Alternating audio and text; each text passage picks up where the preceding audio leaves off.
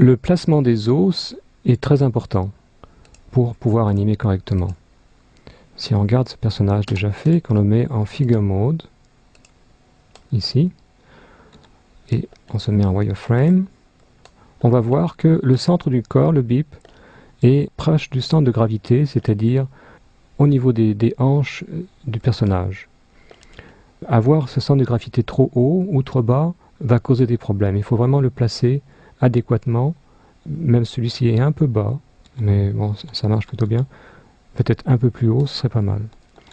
Ensuite, le nombre d'os dans la colonne vertébrale est important aussi. On peut en avoir, pas besoin d'en avoir tant que ça. On peut en avoir un minimum de 3.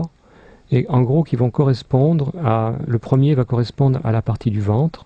Le deuxième va se situer... Alors celui-ci, comme il y en a 4 ici, ça ne correspond pas très bien. Mais s'il y en avait 3, ce deuxième-là, sa base, serait au niveau des côtes de la cage thoracique. Et donc piloterait toute la cage thoracique. Donc on aurait le ventre, la cage thoracique, et un troisième, alors ici il y en a 2, mais un seul suffirait, un troisième qui pilote le haut du corps, et qui peut être utile pour animer des respirations. Ensuite, le placement de ces os est important aussi. Il faut s'assurer que les centres des os soient non pas là où la colonne vertébrale se trouve, c'est-à-dire par ici, mais plutôt un peu plus vers le centre. Tout ceci afin d'aider le skinning et aussi l'animation. De même, le cou, la base du cou, ne doit pas se trouver trop haut ni trop bas. Il y a un point quelque part en dessous du bas des oreilles, par là, et vers l'arrière, qui est idéal. Alors celui-ci serait peut-être même un peu trop bas.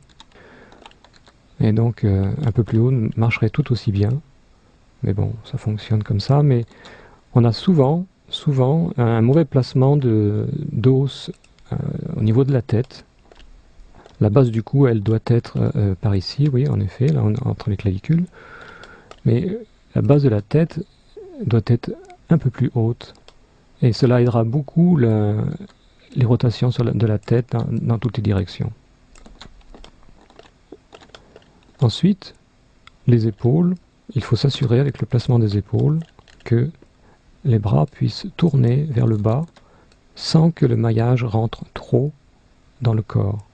Dans le jeu vidéo, on a souvent ces problèmes-là, et il faut donc s'assurer que la rotation de l'épaule soit suffisamment à l'extérieur du corps, c'est-à-dire non pas à ce niveau-là, mais plutôt par ici, pour que le bras puisse plier et venir se loger naturellement le long du corps.